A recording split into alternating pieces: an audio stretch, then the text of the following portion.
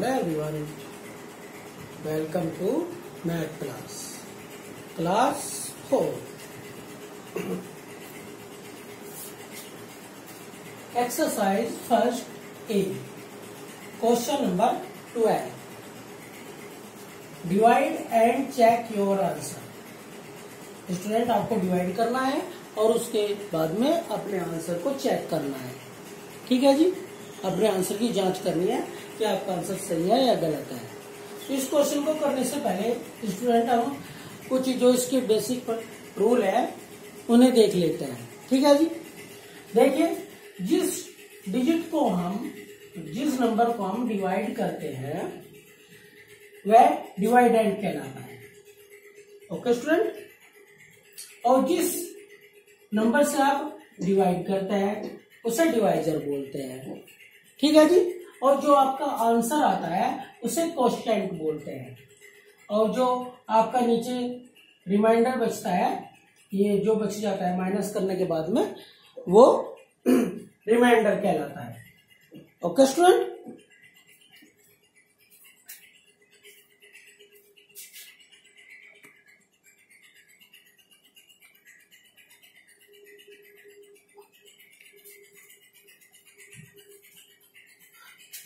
तो स्टूडेंट जो माइनस करने के बाद आता है वो रिमाइंडर बचता है। इनकी नॉलेज हमें होनी चाहिए जरूरी। ठीक है जी, डिवाइडेंड, डिवाइजर, रिमाइंडर और कोएफिशिएंट।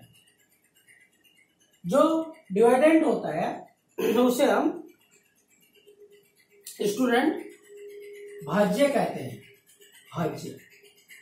और जो डिवाइजर होता है उसे हम भाजक कहते हैं। भाजक यानी कि जिससे भाग दिया जाए, डिवाइडेड जिसे भाग किया जाए यानी कि भाज्य। ओके स्टूडेंट, और जो ये रिमाइंडर है ये होता है शेषफल, और जो कोएफिशिएंट होता है वो होता है आपका भागफल। ठीक है जी, तो इनका आपस में एक संबंध है स्टूडेंट। क्या संबंध है? देखिए, अगर आपको डिवाइडेंट निकालना है, जैसे कि इसमें दिया भी गया है आपके क्वेश्चन में, डिवाइडेंट फाइंड करना। आपको डिवाइडेंट फाइंड करने का मतलब है कि आपका, अगर आपने जो क्वेश्चन किया, अगर वो डिवाइडेंट आपका आता है करने के बाद में, तो आपका जो क्वेश्चन है वो सही है, अदरवाइज गलत है। तो इसके लिए स्टूडेंट एक फॉर्मूला होता है। क्या फॉर्मूला होता है? वो ये होता है, वो भी देख लीजिए आप।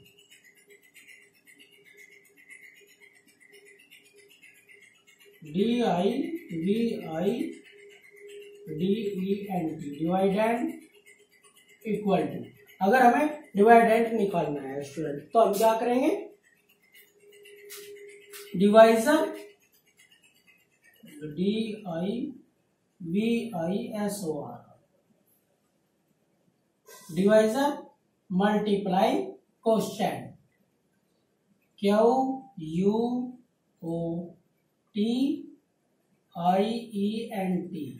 Coefficient, plus remainder, REMAINDER,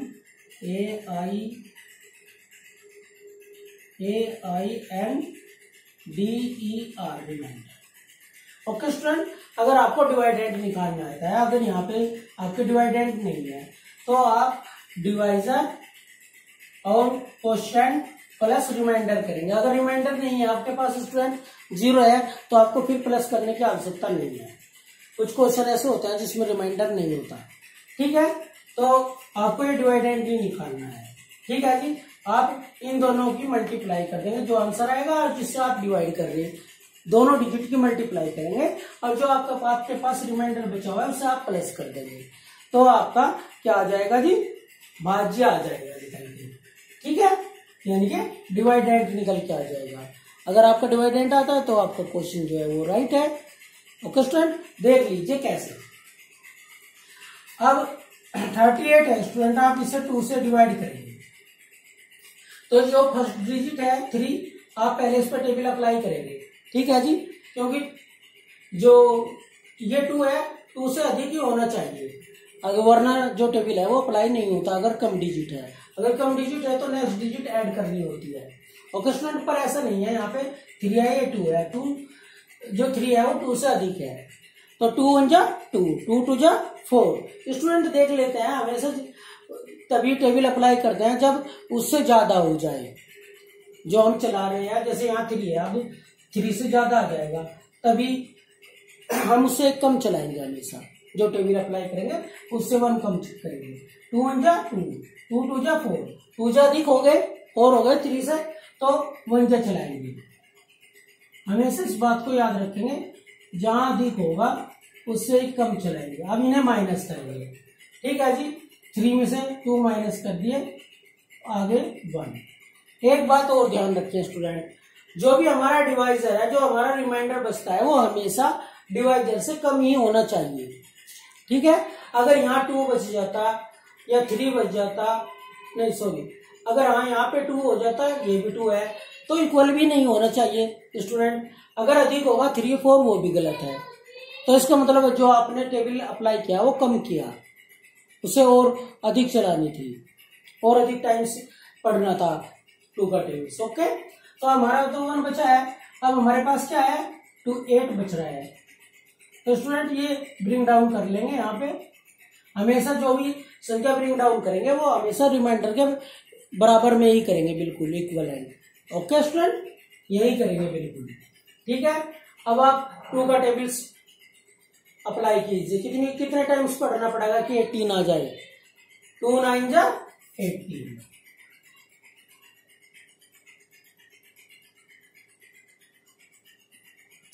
eight में से 8 माइनस कर दिया 0, 1 में से 1 कर दिया 0। ओके स्टूडेंट, जो हमारा रिमाइंडर आया वो 0 है। देखिए अभी 2 से कम ही है, 0 चलेगा स्टूडेंट, लेकिन डिवाइजर से अधिक या इक्वल नहीं होनी चाहिए, हमेशा कम ही होना चाहिए। ठीक है जी, अब हमें इसकी जांच करनी है, चेक करना है अपने क्वेश्चन को, ये हमारा क्वेश्चन सही हो गया क्या।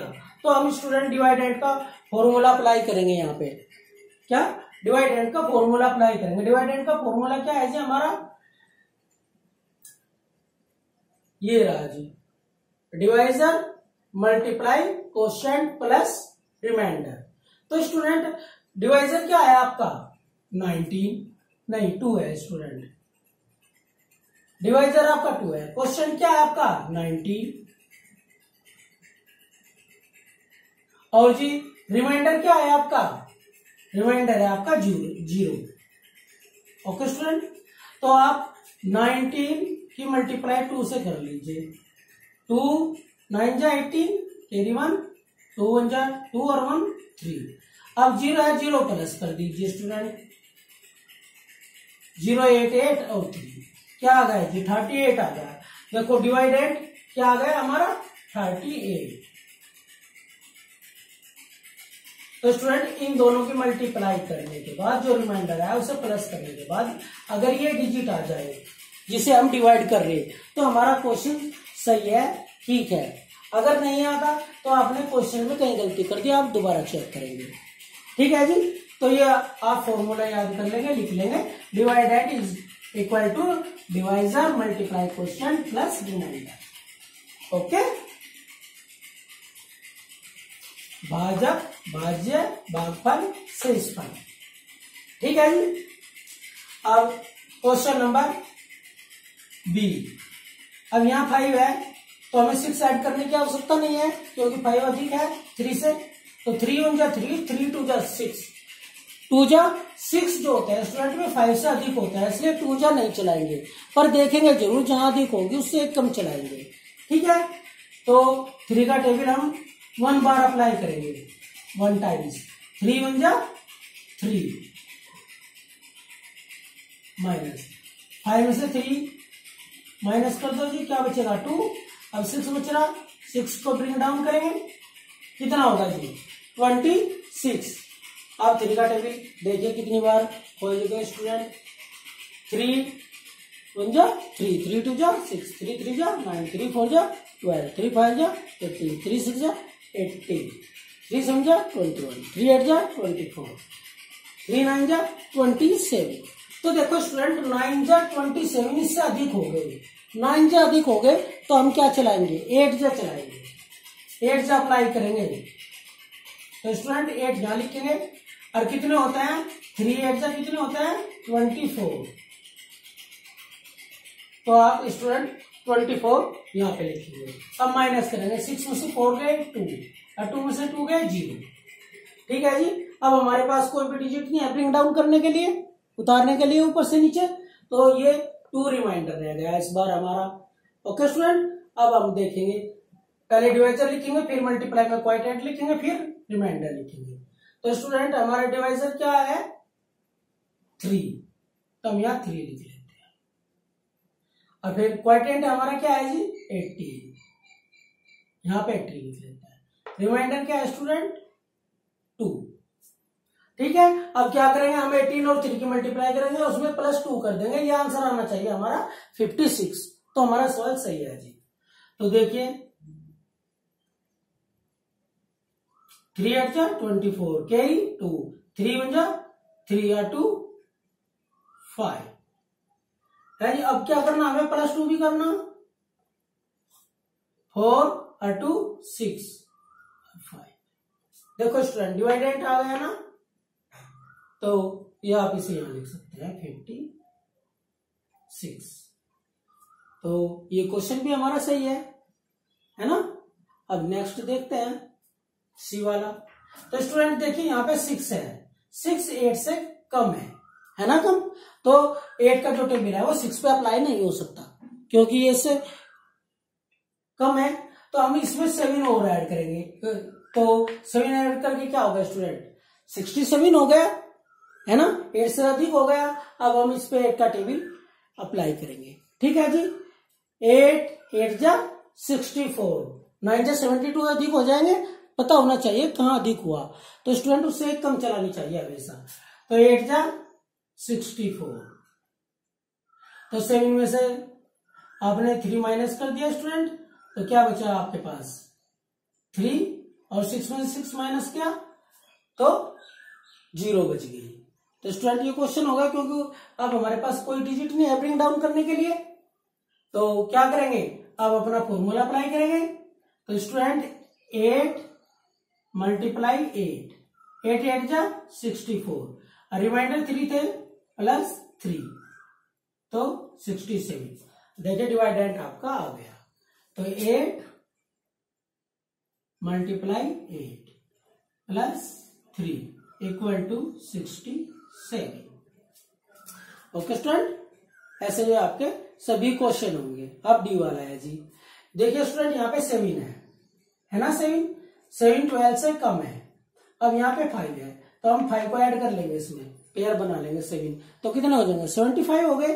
अब स्टूडेंट हम 12 का टेबल इस पे चलाएंगे। ठीक है जी, तो 12 6 जा 6 2 जा 12 कैरी 1, 6 1 जा 6 और 1 7, तो कितने हो गए स्टूडेंट, तो 72 हो गए है ना। तो जो 12 7 जा हो 84, वे अधिक होते हैं है ना। तो अब इसे माइनस कर लेंगे, 5 में से 2 गए 3 और यहाँ पे 0। तो स्टूडेंट ये आपका क्वेश्चन हो गया, तो आप लिख लीजिए यहाँ पे डिवाइजर पहले 12 फिर 6 फिर 3। ओके स्टूडेंट, अगर आपने से अगर एक्सचेंज कर दिया भाई, आपने पहले क्वाइटेंट लिख दिया फिर डिवाइजर लिख दिया, तो स्टूडेंट तब भी कोई प्रॉब्लम नहीं है, लेकिन रिमाइंडर प्लस लास्ट में ही होना चाहिए।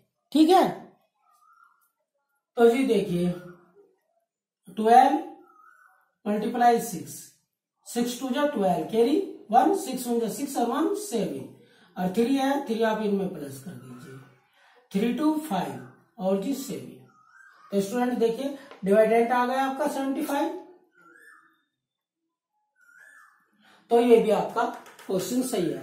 अगर आप स्टूडेंट ये डिजिट नहीं आती, आपका डिवाइडेंट नहीं आता, गलत आता है, कुछ और डिजिट आता है, तो आप सोच लीजिए आपका जो आपने डिवाइड किया वो कहीं ना कहीं गलत हो गया, रॉन्ग हो गया। ओके स्टूडेंट, तो आप जितने भी डिवाइड के क्वेश्चन है, चाहे वो कितने भी डिजिट के हो स्टूडेंट, तो आप उन्हें इसी प्रकार चेक कर सकते हैं अपने आंसर की। आपको आंसर शीट की आवश्यकता नहीं है देखने के लिए। ठीक है, आप इसी प्रकार उन क्वेश्चनों को देख सकते हैं, चेक कर सकते हैं। ठीक है जी।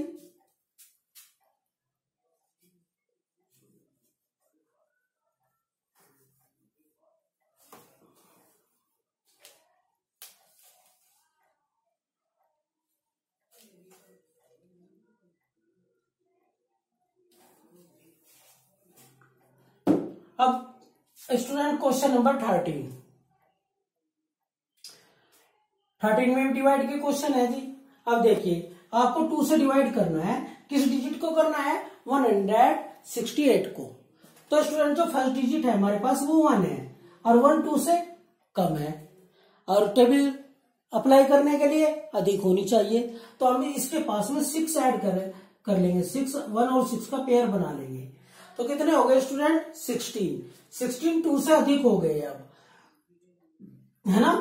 अब हमें 8 की आवश्यकता नहीं है तो नहीं, तो हमें ये अगर 8 और मिला ले तो ये गलत हो जाएगा स्टूडेंट, फिर आप 2 का टेबल इस पे अप्लाई नहीं होने का, है ना। तो हमें जितनी आवश्यकता है उतने ही डिजिट हम ऐड करते हैं, उतनी डिजिट्स के पेयर बनाते हैं। अगर 16 कम होता तो हम 8 को भी ऐड करते। अगर मान लीजिए कोई यहाँ पे ऐसी डिजिट होती जो 16 से अधिक होती तो हम 8 को भी ऐड करते, फिर पूरे पे हम टेबल अप्लाई करते। ओके स्टूडेंट, बस अब 1 है, 1 कम है तो 6 मिला ले तो इससे ज्यादा होगा, जितनी आवश्यकता है उतने ही ऐड करते हैं। अब स्टूडेंट यहाँ पे 16 होगा, अब 2 का टेबल हमें 16 पे अप्लाई करना है, ठीक है जी। तो 2 8 जा 16 जानते हैं हम, 2 8 जा 16 होता है। अरे अब ये पूरा का पूरा आ गया है स्टूडेंट, तो बहुत अच्छी बात है। वैसे देख लेते हैं, हमने आपको बताया था जहां अधिक होगी उससे कम चलाना। तो 9 जा 18 अधिक हो जाएंगे 16 से, तो 8 जा चलाएंगे। तो यहाँ पे पहले 8 लिखते हैं, पहले आंसर ही लिखता है जो आता है, फिर इन दोनों की मल्टीप्लाई करके जो भी आंसर आता है उसे इसके नीचे लिखते हैं। यहाँ पे नहीं लिखते, इधर से शुरू नहीं करते, क्योंकि हमने 8 को इसमें ऐड नहीं किया था, है ना। तो ये अलग रहेगा। अब इसे माइनस कर देते हैं, 6 में से 6 माइनस कर दिए 0 और 1 में से 1 गए 0। तो स्टूडेंट देखिए जो आपका रिमाइंडर बचा वो 2 से कम है, यानी कि डिवाइजर से कम है। हमेशा कम ही बचना चाहिए। अगर इक्वल बचा या अधिक बचा तो आप सोच लीजिए आपने जो टेबल अप्लाई किया वो कम किया, उसे अधिक करना था। तो स्टूडेंट अब हमारे पास क्या बच रहा है, 8। तो इस 8 को हम हमेशा जो भी हमारे पास रिमाइंडर बचा उसके बराबर में ही ब्रिंग डाउन करेंगे, नीचे लाएंगे, ये उतारेंगे, है ना। तो अब स्टूडेंट हमारे पास क्या है 8। अब हम 2 का टेबल 8 पे अप्लाई करेंगे। 2 4 जा, देखो पहले ऊपर आंसर लिखते हैं उसके बाद यहाँ लिखते हैं। अब इन दोनों की मल्टीप्लाई करके जो आंसर आएगा उसे यहाँ लिखेंगे। ये नहीं कि हर 8 का 8 लिख देंगे, अगर यहाँ 9 होता तो 9 का 9 लिख लेते, ऐसा नहीं है। इन दोनों की मल्टीप्लाई करके जो भी आंसर आएगा वही लिखेंगे। 2 4 जा 8, तो आप यहाँ पे 8 लिखेंगे।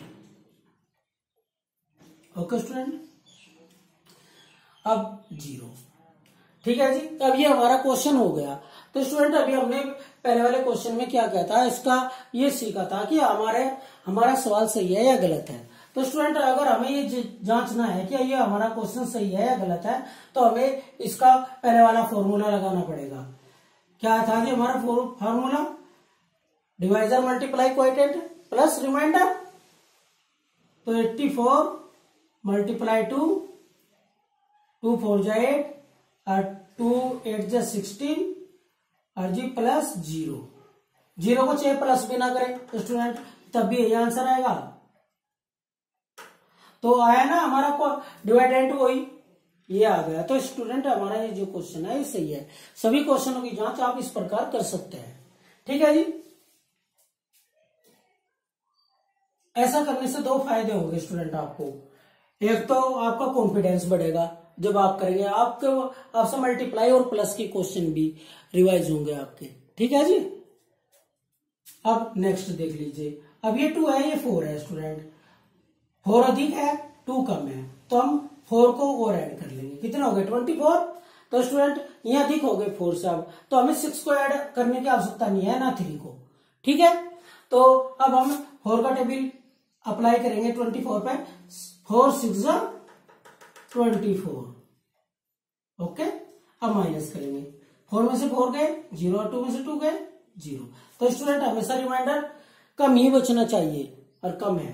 अब हमारे पास क्या है जी 6। अब हम 6 को ब्रिंग डाउन करके इसके बिल्कुल बराबर में लाएंगे। हमेशा रिमाइंडर के इक्वल ही लिखते हैं, ठीक है, बराबर में लिखते हैं, ठीक है जी। अब ये 6 है, 6 4 से अधिक है तो इस पर टेबल अप्लाई हो जाएगा। 4 1 जा 4, 4 2 जा 8, 2 जा अधिक हो गए इसलिए 1 जा चलाएंगे, याद रखे ये बात, जहां अधिक होगा उससे एक कम चलाना। 2 जा 8 अधिक हो गए 6 से, इसलिए 1 जा चलाएंगे, और 4 1 जा 4। अब 6 है, 6 में से 4 माइनस कर दीजिए तो क्या आएगा स्टूडेंट 2। देखो 4 से आगे 6 तक काउंट करता है, 4 तक आगे 5 6 1 2 2 ही आया ना। अब स्टूडेंट एक डिजिट और हमारे पास है अभी, तो हम इस 3 को जो हमारा रिमाइंडर बच रहा है उसके इक्वल लाएंगे बिल्कुल। क्यों? ताकि इस पे जो 4 का टेबल है वो अप्लाई हो सके। अगर आपने इसे इसके इक्वल ना लाया, इधर उधर लिया तो फिर 23 नहीं होनेगा ना। तो अब ये स्टूडेंट 23 होगा। अब 4 का टेबल हम 23 पे अप्लाई करेंगे। तो स्टूडेंट आप जानते हैं अभी आपने किया था 4 6 जा 24 और ये 23 है, 6 जा अधिक हो गई है ना। तो अब हम क्या चलाएंगे 5 जा चलाएंगे, 4 5 जा 20। अब माइनस करेंगे। ओके स्टूडेंट, 3 में से अब 0 गए 3 और 2 में से 2 गए 0। तो स्टूडेंट हमारा रिमाइंडर क्या बचा 3। देखो डिवाइजर से कम है हमेशा रिमाइंडर, ठीक है जी, है ना कुल। तो स्टूडेंट आप इसे चेक अपना आप करके देख सकते हैं, ठीक है। हम इसे चेक नहीं कर रहे, हमने आपको 4-5 क्वेश्चन चेक करके बता दिए है ना, तो आप इन्हें अपने आप चेक करेंगे, ठीक है। अब नेक्स्ट क्वेश्चन देखिए। अब ये 3 है, ये 5 है। स्टूडेंट 3 कम है 5 अधिक है, तो हम अगली जो नेक्स्ट डिजिट है उसे मिला लेंगे 5 को। तो 35 हो गए, 5 से अधिक हो गए। अगर स्टूडेंट यहाँ कोई ऐसी डिजिट होती जो 35 से अधिक होती तो हम 4 को भी ऐड कर सकते थे और 5 को भी, है ना। तो डिवाइजर के ऊपर डिपेंड करता है वो कितनी डिजिट में है, ठीक है जी। तो लेकिन हमारा जो कार्य है फिलहाल वो 5 ऐड करके ही हो गया, ये इससे अधिक हो गई। तो हम 35 पे 5 का टेबल अप्लाई करेंगे स्टूडेंट। 5 7 जा 35। तो स्टूडेंट 8 जा क्यों नहीं चलाई हमने यहाँ पे, 8 जा इसलिए नहीं चलाई क्योंकि 8 जा 40 अधिक हो जाते 35 से। हम हमेशा जहां अधिक होंगे उससे एक कम चलाएंगे, ठीक है जी। 5 में से 5 गए 0 और 3 में से 3 माइनस कर दिए 0। रिमाइंडर चेक कर लीजिए 5 से कम है, यानी कि डिवाइजर से कम ही होना चाहिए। ओके स्टूडेंट,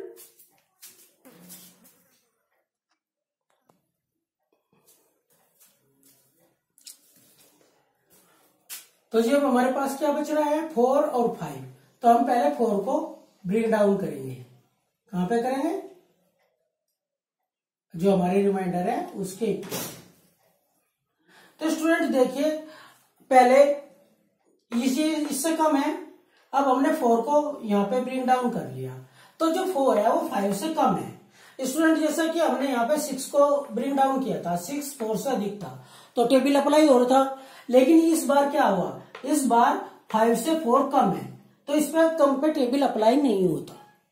अगर टेबल अप्लाई नहीं हो रहा, इस बात को अच्छी प्रकार याद रखेंगे, ध्यान रखेंगे, तो हम स्टूडेंट यहाँ पे आंसर में एक 0 ऐड करेंगे और फिर उसके बाद में जो हमारी नेक्स्ट डिजिट है उसे ब्रिंग डाउन करेंगे। ओके स्टूडेंट, क्योंकि ये इससे कम है, अगर हमने 5 को इसके इक्वल ब्रिंग डाउन कर लिया तो 45 हो जाएगा, हो गया 45, और ये 5 से अधिक है। हर बार आपको ऐसा ही करना है स्टूडेंट। अगर आप कोई भी डिजिट ब्रिंग डाउन करते हैं, नीचे लाते हैं और तब भी टेबल अप्लाई नहीं होता है, तो आप नेक्स्ट जो डिजिट है उसे नीचे लाने के लिए आंसर में एक 0 ऐड करते हैं, ठीक है जी, लगा देते हैं।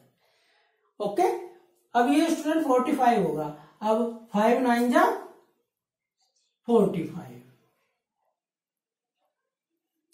अब माइनस करिए, 5 में से 5 0, 4 में से 4 गए 0। तो स्टूडेंट क्या आंसर आएगा 709 आंसर आ गया आपका, ठीक है। अगर आप इन दोनों की मल्टीप्लाई करेंगे स्टूडेंट तो आंसर यही आएगा, तो ठीक है, देख लीजिए करके आपको यही बता देते हैं। 5 की मल्टीप्लाई 9 से कीजिए, 9 5 जा 45। अब स्टूडेंट आगे 0 है तो 45 के 45 ही रह जाएंगे, और फिर 5 की मल्टीप्लाई 7 से करेंगे आप, 5 7 जा 35। तो देखो आ गया ना डिवाइडेंट, ये इन दोनों की मल्टीप्लाई करके। अब रिमाइंडर 0 था तो इसमें ऐड करेंगे तो भी डिजिट आएगी, है ना। अब नेक्स्ट क्वेश्चन देखिए, यहाँ पे 6 है, यहाँ 4 है, तो स्टूडेंट जो 6 है वो 8 से कम है, तो 4 को ऐड कर लेंगे, 64 हो गए, है जी। आप जानते हैं 8 8 से 64 होते हैं। तो स्टूडेंट ये कंप्लीटली चल रही है। तो 4 में से 4 गए 0 और 6 में से 6 गए 0। तो स्टूडेंट देख लीजिए, रिमाइंडर चेक करिए, हमेशा कम बचना चाहिए। तो 8 से 0 कम ही होती है। अब आपके पास 4 है, 4 को आप ब्रिंग डाउन करेंगे तो स्टूडेंट 4 आ जाए, यहाँ 4 आ गया। देखिए स्टूडेंट अब ये 4 8 से कम है, तो टेबल अप्लाई नहीं हो सकता। तो टेबल अप्लाई करना तो हमें क्या करना होगा, नेक्स्ट डिजिट जो डिजिट है उसे ब्रिंग डाउन करना होगा।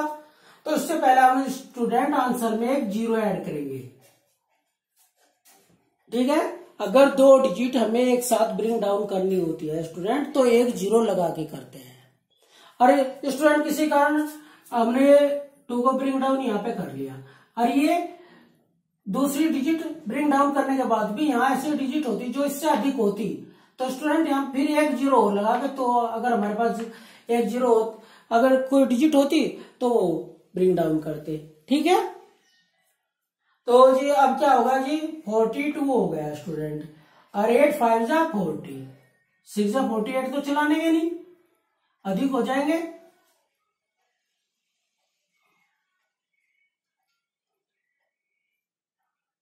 अब 2 में से 0 माइनस करेंगे तो 2 ही आएगा, 4 में से 4 करेंगे तो 0 आएगा। ओके स्टूडेंट, चलिए सब आपको चेक करके भी दिखा देते हैं। तो आंसर की और डिवाइजर की मल्टीप्लाई करेंगे,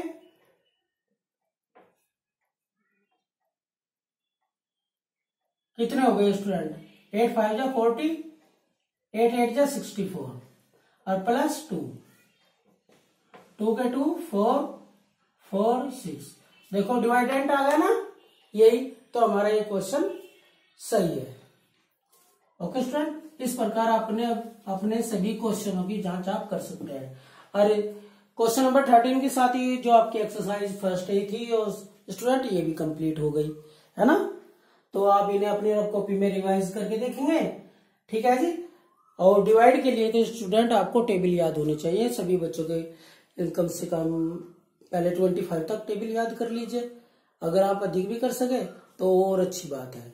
ओके स्टूडेंट, तो ये ओरली याद होने चाहिए सभी टेबल, कटमा भी होने चाहिए। जैसे कि भाई कोई पूछने लगे आपसे, भाई 12 9 जा कितने होते हैं, तो आपको एकदम बता देना चाहिए कि 108, है ना। तो स्टूडेंट इस प्रकार आप टेबल याद करें। अगर आप के टेबल याद नहीं है तो आपके मल्टीप्लाई और डिवाइड के क्वेश्चन फिर आपसे सोल्व नहीं होंगे, ठीक है जी। तो आप अच्छी प्रकार अपने टेबल को लर्न कीजिए और लिख के देखिए, ठीक है जी। और इन क्वेश्चनों में कभी कोई प्रॉब्लम हो, आपको कोई क्वेश्चन समझ में नहीं आ रहा हो, तो उसके लिए आप कॉल मैसेज कर सकते हैं। Okay student, thank you.